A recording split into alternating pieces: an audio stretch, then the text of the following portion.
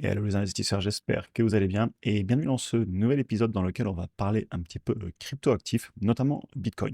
Plusieurs raisons à ça.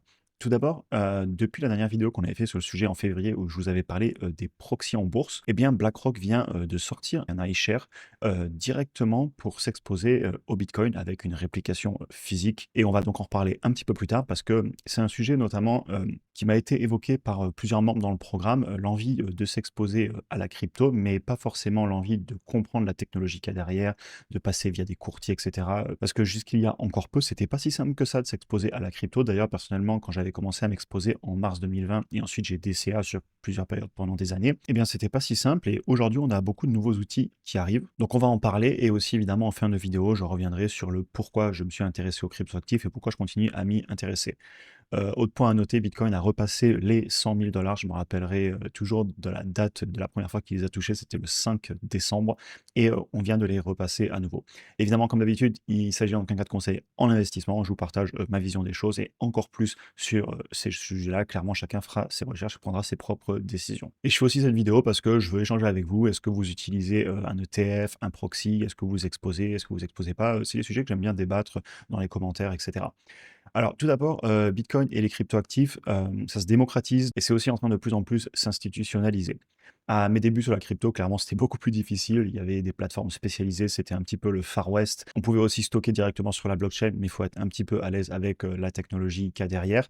Et il y a, ou avait d'ailleurs, le proverbe Not your key, not your crypto, dans le sens que si c'est pas stocké sur la blockchain, ça nous appartient pas vraiment. Et d'ailleurs, je respecte toujours ce proverbe. Mais ça s'est quand même beaucoup démocratisé avec des nouveaux outils. Et justement, je me suis mis à parler de ces sujets un petit peu plus sur la chaîne depuis environ 6 mois, si vous l'avez remarqué. Tout simplement parce que j'ai eu beaucoup de questions de la part des membres du programme et aussi dans les commentaires, surtout depuis que le Bitcoin s'est bien apprécié, qu'on a de plus en plus de proxys qui ont fait parler d'eux en bourse. Vous penserez à MicroStrategy, aux mineurs de Bitcoin. Aussi en Europe, vous avez The Blockchain Group qui vient de se lancer. Et enfin, c'est aussi un sujet qui m'a intéressé de plus en plus parce que comme ça se démocratise, investir via la bourse dessus, ça a pas mal d'avantages. Déjà, facilité et délégation du stockage, c'est-à-dire que c'est plus nous qui prenons la responsabilité de le stocker sur la blockchain. On a des outils qui sont aussi connus d'un point de vue de leurs utilisations, des actions, si on prend des proxys, voire même maintenant des ETF. Au niveau des courtiers, il n'y a pas trop de problème de transfert d'argent parce que quand on fait un virement d'une banque traditionnelle vers un courtier crypto, ça peut poser des problèmes, clairement selon les banques et selon les pays. De la même façon, dans le futur, on peut penser aussi qu'on pourra emprunter compte plus facilement, faire des options, tous les avantages connus en fait de la bourse. La fiscalité aussi qui est un petit peu plus connue, c'est-à-dire que selon les pays et les lois peuvent changer sur la crypto, ça peut être flou, alors que si on possède une entreprise cotée en bourse qui elle-même possède de la crypto, donc le fameux proxy, là la fiscalité elle est beaucoup plus connue parce qu'en fait c'est une entreprise cotée en bourse. Il y a aussi le fait qu'on peut aller plus loin et qu'on peut rajouter un business model, ça c'est ce que fait MicroStrategy et d'autres entreprises, on en reparlera un petit peu plus tard aussi. L'aspect aussi plus long terme, stablecoin, système de transaction, prendre des frais et donc faire travailler sa crypto, etc., etc. Il y a beaucoup de choses à faire sur la blockchain, innovation, disruption et aussi penser banque du futur, peut-être. Ça, j'ai déjà parlé souvent des risques très asymétriques que je vois sur les technologies de la blockchain et c'est pour ça que je tiens à m'y exposer. On va attaquer sur l'ETF et ensuite je vous parlerai un petit peu de tous ces autres points. Donc cet ETF, il a été lancé en Europe, là, il y a moins de 2 mois. Précisément le 18 mars 2025, vous voyez ici, il a commencé à côté et aujourd'hui, on est le 11 mai. Et donc cet ETP qui n'est pas un ETF, d'ailleurs, je tiens à vous en parler de suite. Je vais tester de l'acheter. Vu que ce n'est pas une action standard, il faut faire valider au niveau de son courtier, demander l'autorisation, passer un petit test avec un questionnaire. Je l'ai fait, c'est pas encore validé. Et je vous fais déjà la vidéo parce que justement, je voulais parler de cet ETF que je viens juste de découvrir. Et je vais donc faire l'essai. Je serais curieux de savoir, vu que ça fait un peu moins de 2 mois qu'il existe, est-ce que certains parmi vous l'ont déjà acheté, etc. N'hésitez pas à en parler en commentaire. Donc ce produit, il vise à fournir une exposition d'investissement au Bitcoin et il est négocié sur les marchés boursiers. Il est adossé à des Bitcoins qui sont détenus par Coinbase, donc qui sont stockés par Coinbase, et ils sont stockés dans ce qu'ils appellent une chambre froide. Je pense qu'ils entendent par là le fameux cold wallet, donc hors ligne. Enfin bref, évidemment, je vous invite à lire tout le document. Vous savez que je ne donne pas de conseils. Je vous présente juste là ce que je découvre et j'aime bien parler de ce sujet parce qu'il m'intéresse. Au niveau des frais, jusqu'au 1er janvier 2026, on sera à 0,15% par an et ensuite on serait à 0,25 par an, ce qui, honnêtement est raisonnable. Oui, ça coûte un petit peu d'argent par rapport à le stocker directement sur la blockchain, mais en même temps, ben, c'est eux qui prennent en charge le stockage, toute la partie technique et cetera et donc évidemment ça a des frais, il faut qu'ils se rémunèrent aussi et du coup, c'est évidemment que ça peut intéresser certains profils.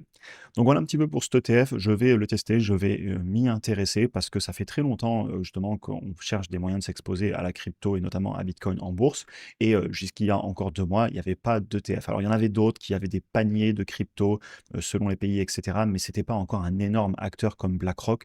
Là, on est quand même sur un iShare donc en termes de réputation, on est passé au niveau, d'après, on est quand même sur BlackRock. C'est pour ça que je tenais à vous en parler parce que pour moi, c'est quand même, un événement. Maintenant, si on continue sur les proxys, vous savez qu'il y a d'autres façons, de s'exposer. Je vous avais déjà parlé, sur la chaîne justement que, je m'intéressais à des proxys.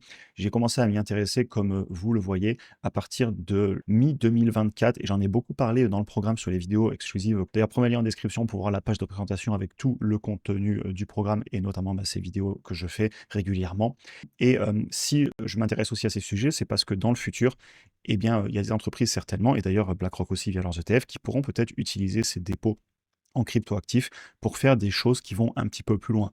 On peut penser à la tokenisation, à du prêt, à agir un petit peu comme des banques, etc. Enfin bref, c'est un milieu passionnant qui m'intéresse. J'en ai beaucoup parlé sur la chaîne dans deux trois vidéos là, sur la dernière année, aussi dans le programme. L'objectif dans cette vidéo, c'est pas d'en reparler. Maintenant, pour finir cette vidéo, pourquoi les cryptoactifs dans mon patrimoine? Je veux le répéter à chaque fois, c'est important parce que je me dois aussi de préciser pourquoi je m'expose à ça, parce que ça n'a rien à voir avec des entreprises individuelles dont on parle beaucoup aussi sur la chaîne. C'est un petit texte que je répète assez souvent, à chaque fois avec des variantes, mais on va se le refaire encore parce que pour moi, il est important. C'est pour ça que je l'ai mis en fin de vidéo, parce que ceux qui l'ont déjà vu, comme ça, vous pouvez quitter la vidéo. Et excellente journée à vous, merci d'avoir regardé. Maintenant, pour ceux qui sont intéressés, personnellement, quand je pense cryptoactifs, de suite, je pense décentralisation et échange de valeur. Parce qu'on entend souvent dire que les cryptoactifs, ils produisent rien. Et au sens d'une entreprise qui aurait, comme je le dis souvent, un chiffre d'affaires et des bénéfices, bah, c'est vrai, ça ne produit pas grand-chose. D'ailleurs, on ne fera pas ici d'analyse conventionnelle, surtout pas du quantitatif. Et si on ne croit pas dans l'avenir de la technologie, fin de l'analyse, on ne s'expose pas, etc. Maintenant, pour moi, il y a des risques très asymétriques sur les cryptoactifs. C'est-à-dire que si la technologie prend, il n'y a pas de limite spécialement à la hausse, on ne sait pas où est la limite, et évidemment, bah, il y a des risques à la baisse si la technologie ne prend pas. Et donc, c'est pour ça que je suis vraiment l'adoption des cryptoactifs sur le long terme. Et je m'y suis intéressé pour des raisons très précises. Notamment, il suffit d'avoir vécu à l'étranger, d'avoir un jour essayé d'envoyer de la valeur à l'autre bout du monde, par exemple, faire, un virement et de se rendre compte de la complexité que c'est pour envoyer de la valeur à l'autre bout du monde. Alors qu'avec des systèmes décentralisés, on peut faire une transaction à tout moment, à très faible frais, rapidement, sans avoir à attendre l'ouverture du bureau de banque, s'ils veulent bien vous autoriser à, manipuler votre propre argent et donc quand on me dit qu'il n'y a pas de valeur alors qu'on peut faire ça, je suis pas d'accord. Je pense qu'il y a de la valeur derrière. Et là, c'est sans parler du côté inaltérable des règles du jeu, du fait qu'on en a une quantité limitée, qu'on ne peut pas en imprimer. Vous connaissez, mon avis sur tous ces sujets. On continue. Évidemment, cette vidéo, du coup, ça n'aura pas du tout été un exposé, précis sur les cryptoactifs. Je suis pas un expert. Je m'y suis intéressé depuis maintenant, ben, plus de 5 ans, du coup. Mais voilà, je n'ai pas une expertise technique, ça n'empêche que je peux facilement m'y exposer et d'ailleurs, pour ceux qui n'ont pas une expertise technique et on le voit, j'en parle beaucoup avec certains parmi vous, notamment dans le programme, eh bien, on peut s'y exposer maintenant via la bourse sans avoir à maîtriser la blockchain, juste parce qu'on veut prendre une position, sur ces nouvelles technologies et sur ces risques asymétriques. Évidemment, je finirai la vidéo là-dessus, ça restera une partie raisonnable de mon patrimoine en termes, d'argent investi parce que si vous regardez quand j'ai commencé à acheter depuis l'époque, effectivement, il y a eu un petit peu d'appréciation quand même. Mais encore une fois, je regarde par rapport à ce que j'ai investi, mais je ne suis pas du style à aller vendre, je conserve. Et si ça prend de la valeur et si ça pèse trop dans le patrimoine, eh bien, tant mieux au final, c'est que le risque asymétrique aura fonctionné.